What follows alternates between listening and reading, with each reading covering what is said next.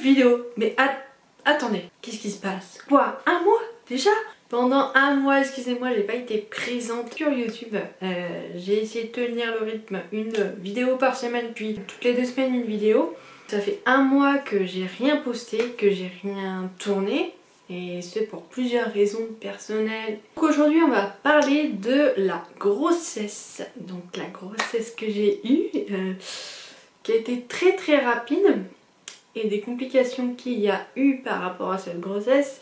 Et ensuite on parlera de l'accouchement, là où il y a le plus de choses à raconter finalement. Pour débuter, j'ai commencé à faire les essais grossesse en un mois. En fait, je me suis dit, à la fin de mes règles, je me suis dit je commence les essais par rapport à un emploi du moment où j'avais postulé. Si c'est positif et que je suis prise, je commence pas les essais. Si par contre je ne suis pas prise, je commencerai les essais. Donc effectivement, j'ai pas été prise du premier coup. J'ai commencé les essais. Un mois après, même pas, à peine un mois après, j'étais enceinte. J'ai même pas attendu le retour des règles suivantes qui devaient arriver, puisque j'ai fait un test de grossesse qui s'est révélé positif. Ensuite une prise de sang qui s'est révélée elle aussi positive, avec un taux très bas, mais quand même là. Au même moment, cet emploi pour lequel je m'étais dit je commence ou je commence pas les essais m'a rappelé, donc j'ai travaillé pour eux.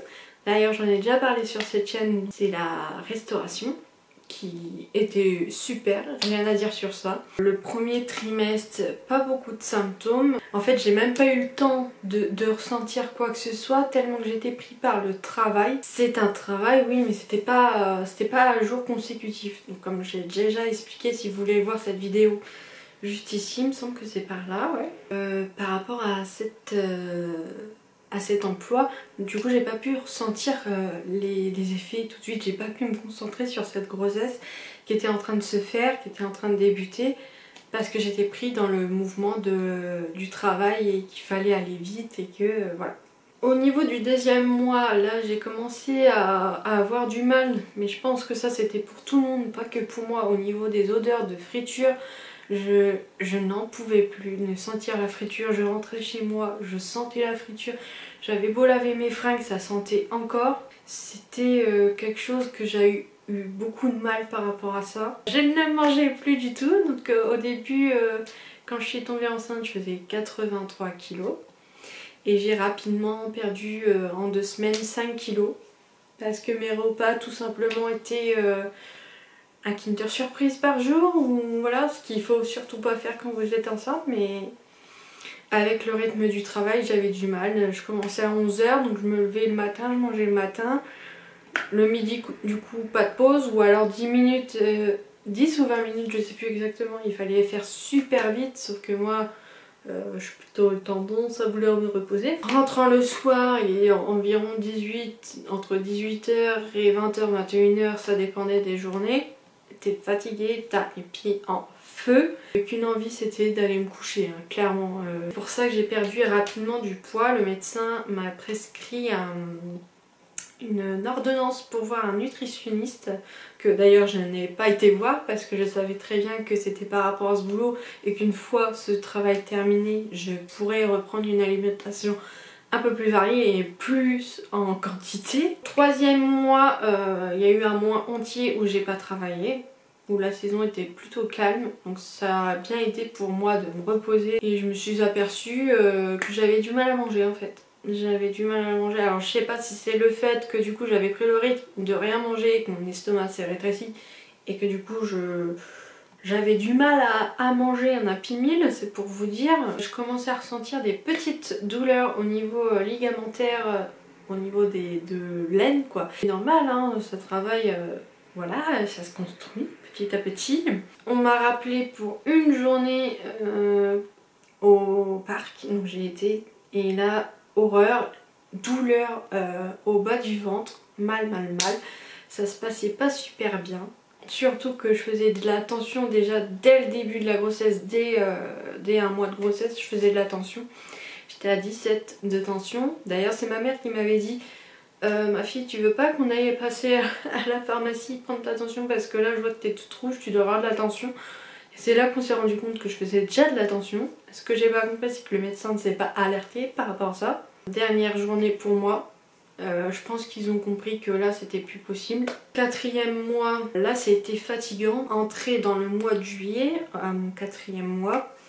Et là c'était compliqué parce que c'était des fortes chaleurs. On était dans l'appartement avant d'être ici. Il faisait chaud, tout le temps chaud, même si c'était une maison de maître. Mais il faisait terriblement chaud l'été. C'était insupportable, il faisait presque 29-30 dans l'appartement. Pour moi de repasser c'était terrible, j'en pouvais plus tellement que je mettais le ventilateur devant ma tronche pour avoir de l'air frais tellement qu'il faisait trop chaud. Rien que de bouger c'était insupportable. Le truc que j'ai pas du tout apprécié franchement à ce moment-là, en plus pendant l'été, que c'est pas bien tombé, et je pense que c'est arrivé à plusieurs mamans, femmes enceintes, c'est quand vous allez vous laver, vous ressortez 5 minutes après vous sentez les bras. Ça c'est vraiment horrible, vous avez beau faire tout ce que vous voulez, vous allez sentir des bras. Et ça c'est quelque chose qui m'a énormément dérangée parce que je me suis dit les gens ils vont sentir que je sens pas très bon et ils vont penser que que je suis pas dans l'hygiène, que je prends pas soin de moi, que je me lave pas, enfin j'étais dans l'idée comme ça, du coup j'étais vraiment pas à l'aise de sortir en public ou quoi que ce soit. Envers ma famille ça allait parce que je savais que déjà quand j'étais jeune j'avais un problème comme ça au niveau de l'odorat dessous des bras qui s'est arrangé par le temps, et là pendant la grossesse c'était reparti et j'étais vraiment déçue. C'est un des points négatifs de la grossesse. Ensuite 5e mois, ah là j'étais contente, j'ai commencé à ressentir des mouvements de bébé. Déjà au 3e mois, quand un truc que je faisais mais qu'il faut pas forcément faire, je m'allongeais et je respirais plus pour sentir bébé, et des fois je sentais, et ça c'était quelque chose vraiment de trop bien quoi. Je l'ai même fait à mon conjoint où je me suis vraiment détendue, aucun bruit, j'arrête de respirer et il a ressenti aux 3 mois bébé. Donc ça c'est super parce qu'après par la suite on n'en a pas beaucoup profité, donc au 5e mois pour en revenir par rapport au mouvement de bébé, c'était plus franc. Honnêtement c'était plus franc, on le voyait, enfin moi je le ressentais, mais là on le voyait. C'était vraiment magique, on va dire ça comme ça, c'est magique. Et en même temps ça faisait bizarre parce que c'est une sensation toute nouvelle de sentir un truc qui bouge en vous, vous voyez. Comme si vous avez une gastro mais qui bouge. Non. Juste pour être un peu ironique, mais c'est un peu ça quoi. Arrivé au 6e mois, je commençais à avoir un bidon où là ça commençait à se voir que j'étais enceinte, mais c'était pas plus que ça. Vu que j'avais déjà du poids déjà de base, on n'a pas vraiment vu l'évolution en fait sur mon corps. Et ça c'est quelque chose que je regrette énormément. Ensuite à 6 mois et 1 semaine, là à tout déchanté. C'était quelque chose de terrible pour moi parce que finalement j'ai pas pu aller au bout de ma grossesse parce que j'ai fait une pré-éclampsie et un HELLP syndrome. Donc si vous savez pas ce que c'est qu'un HELLP syndrome, je vais vous lire la description, enfin la définition parce que je ne saurais pas vous expliquer, même si je connais les symptômes parce que je les ai eus. HELLP syndrome. En obstétrique, le HELLP syndrome est considéré comme une complication grave ou une variante de prééclampsie chez la femme enceinte. Cette dernière se caractérise par une hypertension maternelle et la présence de protéines dans les urines au cours de la grossesse. Elle concerne entre 1 à 3% des grossesses. La prééclampsie est une maladie où les vaisseaux du placenta provoquent une réduction des apports en oxygène et nutriments au fœtus et induit une atteinte des vaisseaux sanguins chez la mère. Elle peut prendre différentes formes en fonction de sa sévérité et des organes touchés, cerveau, rein et foie. Le diagnostic pour savoir si vous avez un HELLP syndrome, c'est facile, c'est une prise de sang qui va montrer une évaluation des enzymes hépatites, donc le foie souffre, donc j'ai souffert du foie. J'ai fait plusieurs tests qui sont révélés mauvais.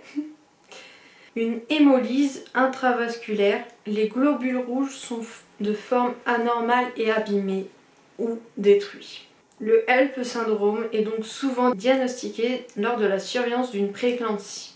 Le HELLP syndrome étant une complication de la prééclampsie. C'est d'abord cette dernière ou son aggravation qu'il convient de repérer. La présence d'œdème, les doigts enflés, la prise de poids est relativement importante. Au niveau des doigts, j'avais gonflé et je ne m'étais pas rendu compte tout de suite.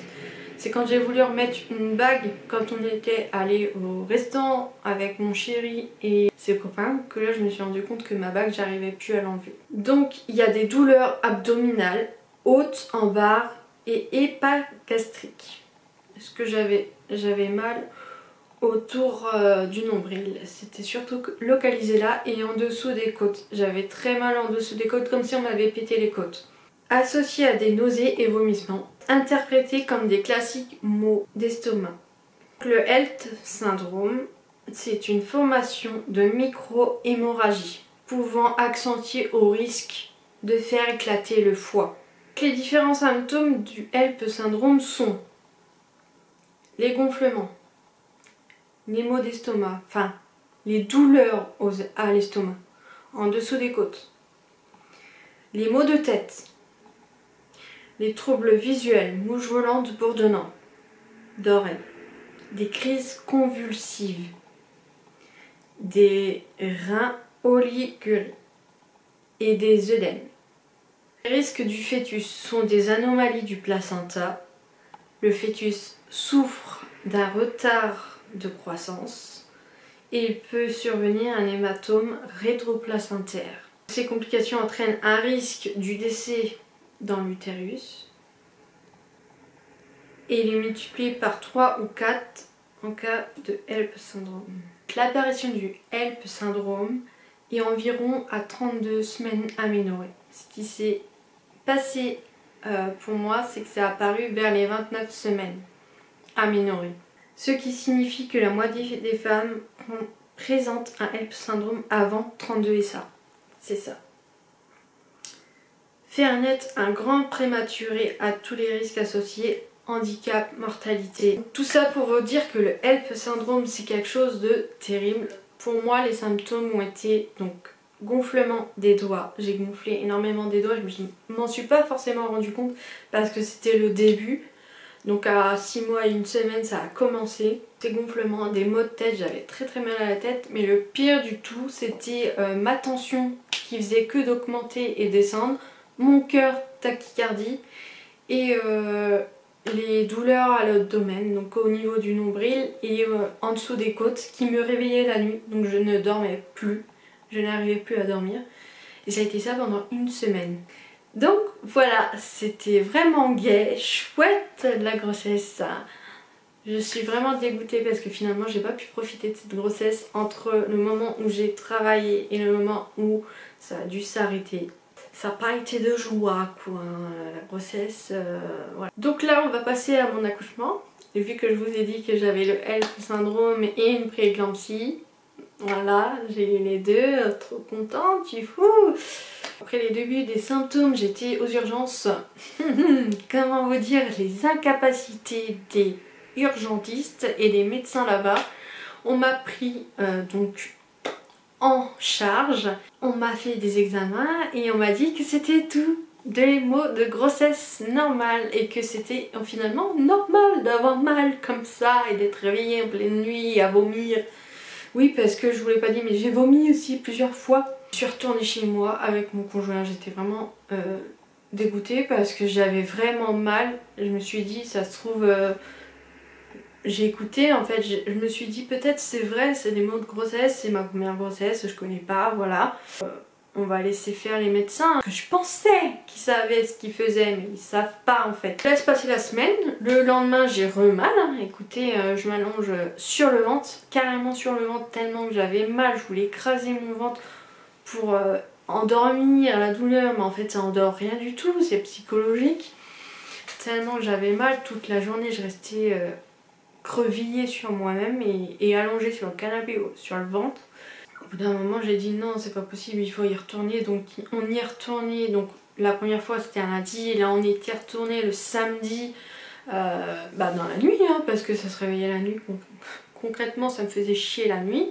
On y est retourné et pareil, une tension à 17, mais on te laisse partir de l'hôpital et on te dit bah c'est les mots de la grossesse, hein, deuxième fois qu'on me dit ça. Ils avaient une suspicion de cystite. On me forçait à dire que j'avais mal quand je faisais mes besoins aux toilettes, alors que pas du tout, j'avais pas du tout mal, ça n'avait rien à voir. Voilà, pour eux c'était une cystite, ou alors on m'avait dit que j'avais une appendicite. Ce qui n'était pas du tout dans la zone là où j'avais mal moi personnellement, où je ressentais les douleurs, me réveiller la nuit avec Shua, tu vois. Comme je me réveillais la nuit et que je bougeais la nuit parce que j'avais extrêmement mal, ça réveillait du coup mon conjoint, du coup j'allais dans la salle. Et pour moi la semaine la plus longue de ma vie. Rentrée après être partie une deuxième fois à l'hôpital. Ce qui m'avait soulagée, c'était le Doliprane qui m'avait passé. Ça m'avait soulagée, ça m'avait fait du bien, ça avait calmé la douleur, mais ça me l'a pas arrêté. On retourne chez nous, le lendemain m'y retourner carrément, parce que là c'était plus possible, j'avais tellement mal, tellement mal. Le samedi, voilà, on rentre, il y a juste une fois où j'ai bien dormi, c'est la seule fois où c'est arrivé, c'était la veille de l'anniversaire de ma belle-sœur. Je sais pas pourquoi, c'est la seule nuit où j'ai bien dormi et j'étais super contente. Je fais ouais. L'anniversaire se passe, et ben quoi, c'était 1 ou 2 jours après, je sais plus exactement, rebolote, hôpital, urgence. Vers 19h, 20h, 21h, je sais plus exactement, franchement c'est tellement flou pour moi ça, tellement que j'étais mal, mais comme pas possible. Pour vous dire la douleur, en fait je peux même pas vous l'expliquer parce que c'est quelque chose qui est atroce. C'est comme une gastro, mais x10. x10 et c'est pas comme des contractions où t'as mal et après repos, c'est une douleur en continu. Donc quand elle commence, tu sais pas quand ça va s'arrêter. Et là c'était ça, tout le temps, tout le temps, tout le temps mal. Du coup, urgence.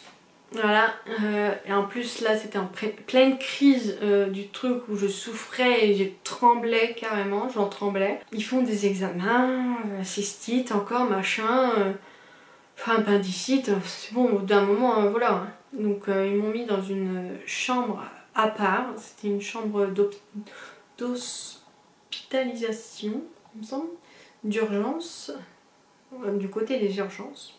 Donc voilà, on me met dans cette chambre et puis ils attendent que j'ai mal en fait. Ils attendent, ils me donnent des souvenirs, rien du tout.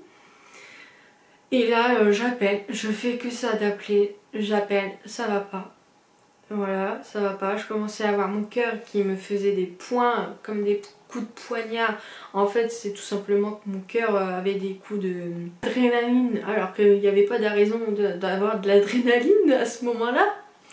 Vu que j'étais allongée sur le lit, voilà. Donc c'est là qu'ils ont commencé à me donner du Doliprane en intraveineuse, il me semble qu'on dit ça comme ça. J'ai eu pas bon souvenir, peut-être une demi-heure, 1 heure après, je sais plus exactement. Je rappelle la dame, parce que je dis là, je vais vomir. Je vois la dame qui prend tout doucement la poubelle pour me la porter. Et bah elle a pas eu le temps. Hein. Moi j'ai vomi, j'ai mis la tête en dehors du lit et puis j'ai vomi par terre. Hein. Rien à branler, moi j'ai mal, voilà.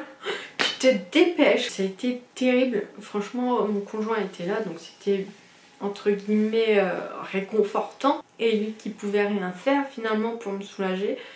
À part juste être là. À l'entour de 7h, 8h que j'ai été transférée à l'hôpital d'Amiens. Où là, on m'a refait tous les examens que j'avais déjà fait à l'autre hôpital avant. Donc comment vous dire, je suis dégoûtée. En plus de ça, le médecin, il me demande si j'ai des antécédents d'opération. Donc oui, j'ai été opérée d'un kyste au niveau des ovaires.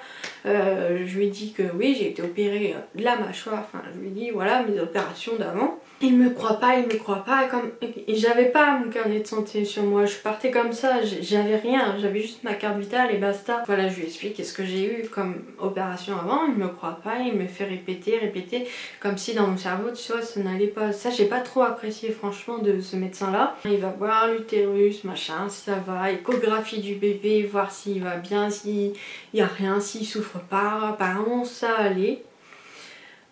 Mais moi ça n'allait pas, j'avais toujours mal, toujours cette douleur. Ils m'ont refait une intraveineuse de Doliprane. En tout ils m'en ont fait, si de souvenirs, je me rappelle, ils m'avaient fait 4. C'était des espèces de boîtes de Doliprane liquide par intraveineuse. Ils m'avaient fait 4 boîtes comme ça, de 1000, il me semble, 1000. Tellement que j'avais mal, en fait, et malgré ça j'avais encore mal. Il y avait une douleur un peu moins intense, mais la douleur était toujours là. Donc voilà, donc il me met ensuite dans une chambre au bout de 2 heures d'attente, parce que j'ai attendu 2 heures avant qu'il me mette dans une chambre. Mon conjoint qui est parti voir le médecin pour demander un arrêt parce qu'il pouvait pas quitter le boulot comme ça, il travaillait, il pouvait pas, voilà. Ah, le médecin, franchement, le médecin vache quoi, a pas voulu parce que bah non, vous devez être là le jour même pour avoir l'arrêt. Oui, parce que c'était la veille, c'était un lundi qu'on était allé dans la nuit à l'hôpital. Et donc lui il y était le mardi pour avoir son arrêt, comme quoi il était bien avec moi à l'hôpital le lundi du médecin. Mais le médecin n'a jamais voulu. Surtout qu'il y avait 1h30 de route entre là où on habitait le médecin et l'hôpital où j'étais transférée. Franchement c'était dégueulasse. J'avais aucun vêtement, j'avais rien du tout. On me met dans une machine, je sais pas si vous allez savoir. J'étais en train de monter donc la vidéo qui va sortir sur la grossesse et l'accouchement, et en fait je me rends compte que j'ai oublié pas mal d'informations. C'est impressionnant quand même, ça faisait la 3e fois je crois que j'allais dans un scanner, un grand scanner quoi. C'était même pas un scanner, c'était un... Non, c'était même pas un scanner, je sais pas pourquoi je dis ça en fait. Donc ils m'ont mis dans un IRM, il me semble que c'est ça, hein, IRM, là, il a les grosses machines là où vous rentrez dedans et on vous scanne tout le corps. Bah j'étais dedans et ils regardaient au niveau du ventre s'ils voyaient quelque chose d'anormal ou quelque chose qui pouvait ressortir, mais finalement ça a servi à rien puisqu'ils ont rien vu. Et puis voilà, donc je vous laisse avec la suite. Une grosse seringue où il y a une machine qui va venir pousser petit à petit la matière, le liquide qui est à l'intérieur pour me le mettre en intraveineuse. Donc c'était en fait un... je sais plus le nom exactement. En fait c'était pour enlever la tension et la tachycardie. Et au niveau de la douleur du coup ça allait, j'avais pas trop mal. Ça a duré, ils m'ont mis 2 jours. Pendant les 2 jours j'ai pas trop bien dormi parce qu'on venait me réveiller toutes les heures pour voir ma tension, tout ça, donc c'était vraiment pas agréable. Quand même contente parce que je pouvais quand même me reposer enfin après une semaine de douleur intense. C'était quelque chose qui me soulageait enfin, à part le Doliprane ou... Enfin quand on avait essayé le Doliprane ça marchait au début et puis après ça marchait plus du tout. Donc j'arrive dans cette chambre et avec ce truc, donc là je vais pour me laver tout ça, tout tranquillou. Mon conjoint qui me rejoint bien après, à peine arrivé à l'hôpital. 2 jours après, c'était la naissance en urgence. C'était la nuit la plus horrible de ma vie. Je crois que même des contractions à côté, c'est rien du tout. Franchement, même les sages-femmes sont revenues le lendemain. Ils étaient tous en pleurs parce qu'ils n'avaient jamais vu ça. Quelque chose que je me rappellerai et que j'aurai toujours cette souffrance et cette tristesse par rapport à cette situation qu'il y a eu. Donc ça a commencé le mardi soir quand je suis arrivée. Je vais pas dire de bêtises, mais il me semble que c'était le mardi soir. Je me rappelle parce que le mardi soir, donc là où ils m'ont enlevé cette fameuse seringue qui était poussée par la machine pour le liquide. Et là dans ma tête je me suis dit c'est mort. ça va recommencer, les douleurs vont reprendre, je vais avoir mal. Ça va être terrible et je voulais pas avoir ça. Je m'en souviens parce que à la télé j'avais regardé Un Incroyable Talent. Je m'en souviendrai tout le temps. Je m'endors. Et là, à 2 h du matin, je suis réveillée par ces douleurs je sais même pas quoi dire comme mot. C'est terrible parce que je commence à avoir les douleurs et là je sais que c'est fini. En fait, je le sais, je le sens parce que c'est des douleurs fois 20 de ce que j'avais eu déjà avant la semaine qui était passée. J'ai la totale. Comme on m'avait mis de l'eau salée, bah, j'avais pris 3 litres d'eau. Donc j'étais gonflée comme pas possible, mais je me suis même pas reconnue. J'avais de la tachycardie, de la tension, j'avais les tremblements, j'avais les vomissements, j'avais les bouffées de chaleur, j'avais ensuite froid. Et ces douleurs horribles à l'abdomen, je voulais accoucher, mais sérieusement, le plus rapidement possible pour enlever ça en fait, parce que j'avais trop mal. À un moment donné, je vomissais. Ah, je suis pas bien, machin, je vomis. Hop, plein de vomis sur la gueule, personne ne m'essuie. Donc déjà c'est super, t'es pas bien en plus, voilà. Tu transpires comme pas possible, donc t'en fous partout, la sueur, enfin... C'était quelque chose de terrible. Tu trembles toutes les 1 minute, t'as ton corps qui tremble parce que bah, tu fais de la température ou tu n'en fais plus assez. À tel point qu'après, bah, y a eu une dizaine de personnes qui rentraient dans la chambre et que voilà, ils ont tous vu que ça n'allait pas. Hein. Ils ramenaient la fameuse machine pour prendre la tension, bah, tension à 20, 21. C'était vraiment chouette quoi, hein. C'était la nuit, de la torture. L'échographie, apparemment le bébé, ça pouvait aller, c'était pas... Voilà, mais ça pouvait aller, ça pouvait être pire. C'est ça, ça pouvait être pire. À un moment donné, je veux pour marcher, je me suis dit marcher, ça va m'aider à enlever les douleurs. Mais... C'était horrible, je me levais, j'avais mal, mais d'une puissance. Je crois que vous pouvez pas comprendre tant que vous n'avez pas vécu ça, c'est quelque chose de... C'est une douleur qui a duré, sans mentir, de 2 h du matin à 10 h. Une puissance comme si un rouleau compresseur vous roulait sur le ventre. Je sais pas si vous comprenez ce que vous... C'est comme si vous avez une grippe, une gastro, une angine, tout en même temps. Tout en même temps. C'était terrible comme sensation. Je suis triste quand j'y repense parce que c'est quelque chose que c'est affreux. Et je voyais les femmes, enfin les sages-femmes, les apprentis médecins, oui, c'était les apprentis médecins qui essayaient de m'aider mais qui n'y arrivaient pas, qui savaient pas quoi faire finalement. À un moment donné, j'en ai eu marre et j'étais tellement claquée, franchement j'étais tellement claquée. Parce que les 2 nuits d'avant, on m'a réveillée. Enfin, la nuit d'avant, on m'a réveillée toutes les heures. Donc en fait, je me suis pas reposée. J'ai pas mangé parce qu'à chaque fois, on me disait vous allez manger dans 1 heure. Mais en fait, non, parce qu'on sait jamais si vous allez accoucher. Donc ça faisait 2 jours que j'avais pas bouffé. Pardon, 2 jours que j'avais pas mangé. On va rester poli. J'ai pris le coussin du lit qu'il y avait, je me suis mis par terre et je me suis allongée sur le côté. Et j'avais mal, franchement, j'avais mal.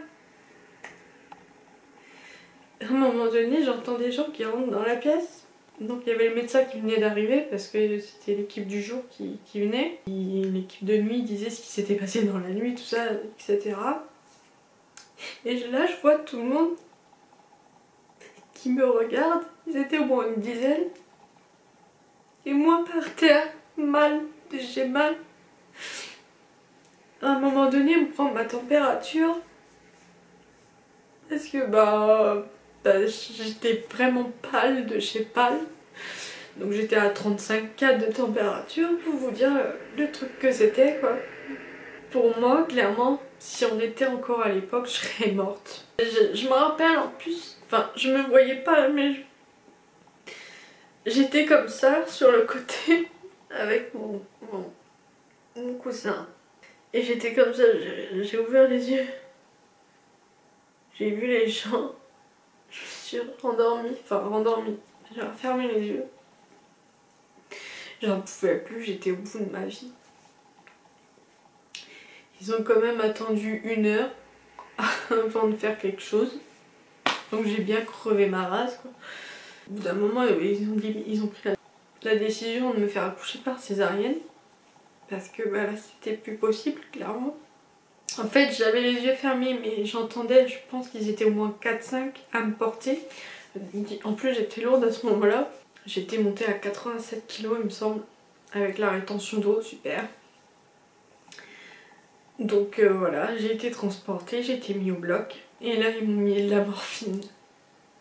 Oh mais quelle joie la morphine. Oh là là. C'était comme un cadeau en fait. Là plus aucune douleur, plus rien. On m'a fait donc la péridurale et là j'ai accouché. Et 5 minutes de l'accouchement j'étais éveillée donc j'entendais mais je fermais les yeux tellement j'étais fatiguée, j'étais épuisée de cette semaine douleur intense continue. On me pose des questions, qu'est-ce que j'ai fait dans la vie, mes passions, machin machin. Et à un moment donné je m'endors tellement j'étais fatiguée. Tellement j'étais épuisée. À un moment donné, on me dit madame, réveillez-vous, il y a votre enfant. Donc je fais oh.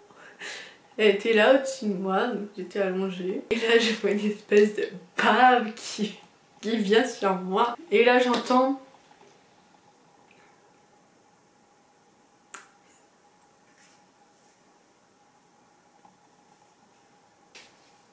Et là, j'entends qu'on dit vite, vite, vite. La respiration, faut l'oxygéner. Ça fait 3 ans maintenant que j'ai accouché, qu'elle est là, tout va bien. Mais c'était tellement intense, tellement dur à vivre. C'est quelque chose que j'oublierai jamais. Vite, vite, vite, elle respire plus, il faut l'emmener, il faut l'oxygéner. Ils font les premiers soins. Et là, il y a mon conjoint qui arrive. Parce qu'en plus, j'ai accouché seule. Il n'a pas eu le temps de revenir quand ils l'ont appelé.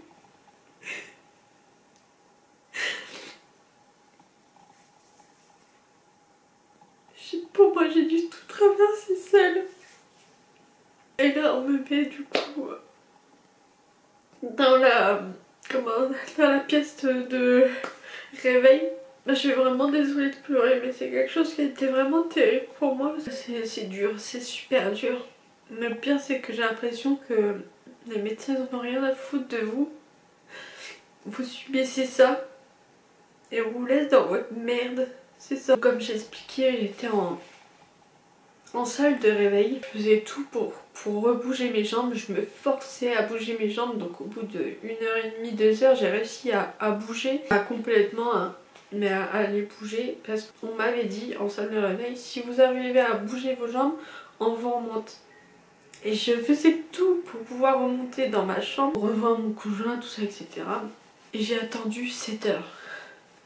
7 heures en salle de réveil. La personne qui m'a opérée, qui a demandé est-ce qu'elle peut voir quand même son enfant, parce que je l'ai juste vu 2 secondes en l'air comme ça quand on m'a dit réveillez-vous. Et du coup là je l'ai vu dans le où ils sont dedans, les grands prématurés et prématurés. Elle était toute petite, toute petite, 1,2 kg. C'était dur. En fait, je réalisais pas que je venais d'accoucher. Donc pour moi, j'avais toujours mon bébé en moi. Tout est brutal. T'as pas le temps de réaliser, t'as pas le temps de rien. Puis comme je me suis endormie pratiquement tout le long de l'opération, pour moi, dans ma tête, j'étais toujours enceinte. Dans le caisson, branchée de partout, des intraveineuses, des prises de tension, oxygène, tout. Après, je remonte dans ma chambre et là, je vois ma famille, tout ça. Donc je raconte ce qui s'est passé. Il y a mes beaux-parents, mes parents à moi qui sont venus. J'ai pu les voir. Je pense qu'ils pensaient qu'ils allaient voir la petite, mais non, c'était pas possible. Parce qu'elle était en réanimation. Donc elle est restée 1 semaine en réanimation. Pardon. Ensuite, elle a été transférée à l'hôpital où j'allais aux urgences. Un peu incompétent, mais j'ai pas eu le choix parce que pour mon conjoint et moi, ça faisait trop de route. Donc voilà, elle est restée 1 mois là-bas. Elle est restée 1 mois, 1 mois et demi, un peu moins d'1 mois et demi à l'hôpital. En fait, je savais pas si j'allais allaiter ou pas et c'est au dernier moment quand on m'a opérée par césarienne et qu'elle était vraiment petite, que là j'ai dit bon, y a pas. J'arrête, je veux qu'elle ait mon lait, je veux qu'elle survive. En fait c'était ça, je voulais qu'elle survive, je voulais faire tout mon possible pour qu'elle reste. Pendant un mois, ça a été des allers-retours à l'hôpital pour la voir, pour lui donner du soutien, de la caresse, de lui faire voir qu'on était là. Et mentalement, nous, pour les mères, en tout cas pour moi, pour mon cas, il n'y a aucune aide psychologique, il n'y a rien du tout pour vous aider à vous en remettre. On vous laisse comme ça dans la nature. Et ça a été très dur et encore aujourd'hui quand j'y repense, je suis pas bien. Parce que j'aurais voulu qu'il y ait un psychologue ou quelqu'un à qui parler de tout ça. Que c'est extrêmement brutal finalement, c'est brutal. Et c'est une douleur, mais je préfère 1000 fois avoir une gastro, quoi. Je suis désolée que cette vidéo se termine pas très gaiement. J'avais besoin de parler de ma grossesse et de l'accouchement. Donc voilà, c'est fait. 3 ans après, je voulais en parler. Et puis pour moi me dire, ça y est, c'est fini. Cette douleur, cette tristesse que j'ai, c'est dit. On a vidé son sac. C'est clos. Donc je vous dis à une prochaine. Ciao ciao.